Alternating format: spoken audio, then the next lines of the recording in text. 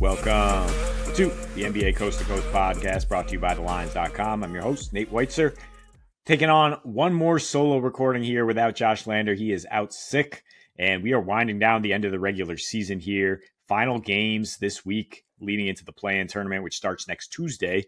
But with only a two-game slate on the docket here in the NBA, because we do have the college basketball final tonight.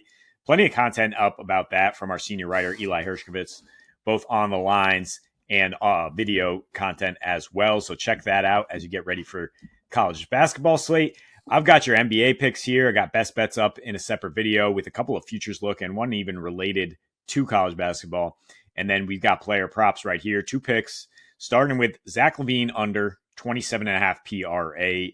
And he's coming off a huge game against Cleveland, coming off really three good games in a row. But I'm fading the Kings offense in general because those were two tankers, Washington, Charlotte, and then Cleveland, which just, again, hasn't played defense since they clinched the number one seed, just really not giving a care on that end. So, I mean, LaVine did play 42 minutes on Sunday. Now we're on a back-to-back, and he has pretty good numbers on back-to-backs, but depending on really good shooting splits to get those numbers in terms of just getting over this prop with about 29 PRA on the season.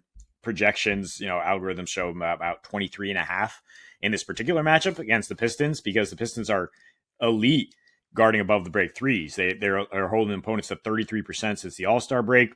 They mostly struggle against good playmakers, pick and roll ball handlers. So that's why you see some of the shooting guard numbers in terms of assists and points.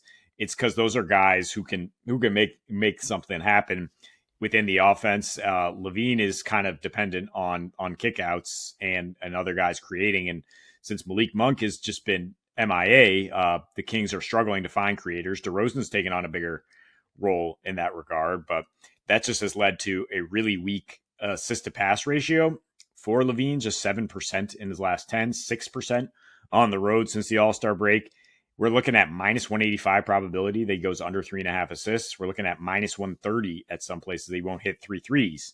And so if he's not hitting at least 3 threes, where is he getting his 21 points that we're projected for? I mean, he's third in drives on the team, but not scoring particularly often and has a high turnover rate in those. Sabonis has really taken on more usage. And if Jalen Duren's out, Sabonis could definitely carry the load down low.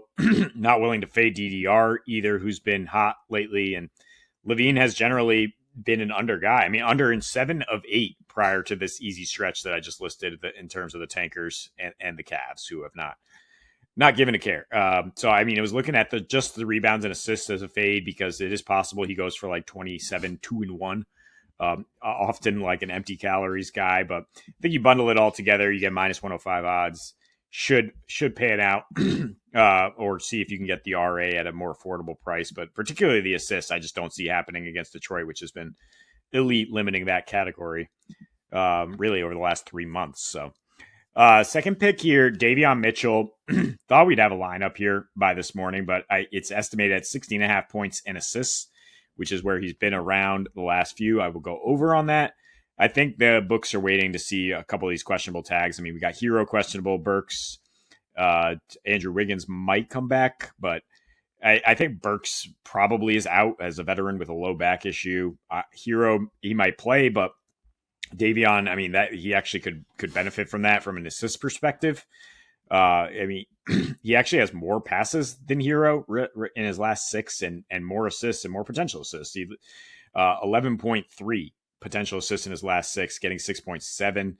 The last couple without Hero, he went 9-7 against Cleveland in just 26 minutes, but been a much bigger part of the team lately, especially with Wiggs out.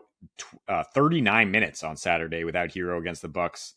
20-5, but 16 potential assists. That is a huge outlier in terms of the room for growth there on the potential assists. Against Philly, he actually went under. That's the only time he's gone under this projection of 16.5 in his last 10 games. But that was because he shot 2 of 8 and didn't score much. Hero had 30, so if Hero doesn't play, that certainly upticks the scoring. But he did have 8 dimes on 15 potentials in that game. So again, that huge room for growth that Davion's kicking out, and just the fact that the Sixers don't seem to do anything to limit opposing point guards, and you can pretty much bank on them getting their dimes. I know I whiffed on that last Friday with Ryan Rollins because Giannis wound up just saying like I'll get 20 dimes. So while Hero's good, he's not that same kind of alpha presence as Giannis to just completely hog all the usage. He did not, necessarily take on a huge role as a playmaker last time they smoked Philly by 23. Wouldn't be surprising if he sits this game. But in any case, I mean, Davion, he's been playing consistently 32 plus minutes in his last 10, has at least 11 points in 9 of those games. And like I said, yeah, really the only one is Philly where he shot poorly, but still had 14 PA and the potential for 21 if those potential assists were all actually translated to dimes against Philly, which gives up the most assists, worst field goal percentage, everything you want defensively, trying to lose so damn hard.